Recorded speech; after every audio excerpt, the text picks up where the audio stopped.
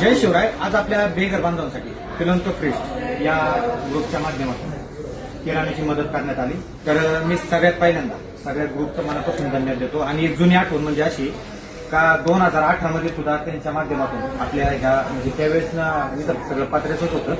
त्या टायमाला ग्रुपच्या माध्यमातून आपल्या बेघर बांधवांसाठी मदत झालेली.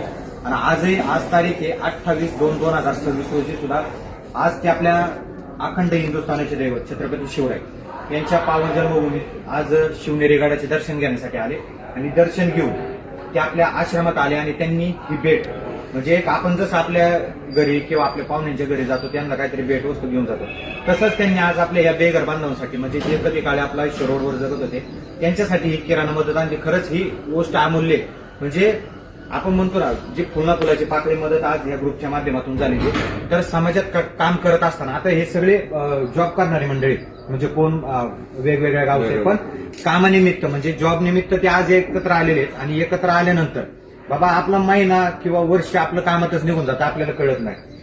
कधी सुट्टी भेटली कधी नाही भेटत, पण त्याच्यातूनही वेळ काढून आपण अशी एक ऍक्टिव्हिटी करत असतो. पुढे गड किल्ले असेल किंवा एखाद्या संस्थेला भेट देणं असेल तर ते हे ग्रुपच्या माध्यमातून होत असतं. तर खरंच अशा ग्रुपचं खरंच मनापासून धन्यवाद दिलं पाहिजे का ते आपला वेळात वेळ काढून आज आपला खारीचा वाटा किंवा आपल्या घासातला घास आज समाजासाठी देत असतात. भले या ठिकाणी दिला किंवा बाकीच्याही ठिकाणी अशा बरेचसे ग्रुप असतात का बाबा ते गोरगरीब लोकांना मदत करत असतात. तर त्याच्यामुळे तरी आज समाजात कुठेतरी माणुसकी अजूनही जिवंत आहे. तर हजारो लाखो लोकांची आज अशा ग्रुपच्या माध्यमातून मदत होती. ही अभिमानाची गोष्ट आहे. छत्रपती शिवरायांच्या मूर्तीपुढे गेल्या 10 वर्षापासून आपण काम करतोय. महादेवांचा आशीर्वाद आहे. तर त्याच आशीर्वादाने आजही भाऊंना म्हणजे बरं वाटलं या ठिकाणी येऊन का 5 वर्षापूर्वी ते आले होते. आणि त्याच्यानंतर आत्ताची सुधारणा म्हणजे ही सुधारणा काय 5 मिनिटात होत नाही. त्याच्यासाठी रात्रंदिवस कष्ट करावं लागतं, रक्ताचं पाणी करावं लागतं. तेव्हा पुढं एक काहीतरी एक घर उभं राहतं आणि एक हक्काचं घर आपण ह्या 96 बेघर बांधवांसाठी दिलं. आता दुपारच्या जेवणाची पंक्तीचं चालू आहे. तर थोड्या वेळातच जेवण वाढायला घेतोय. भाऊंची आत्ता भेट आपल्या आश्रमाला झाली.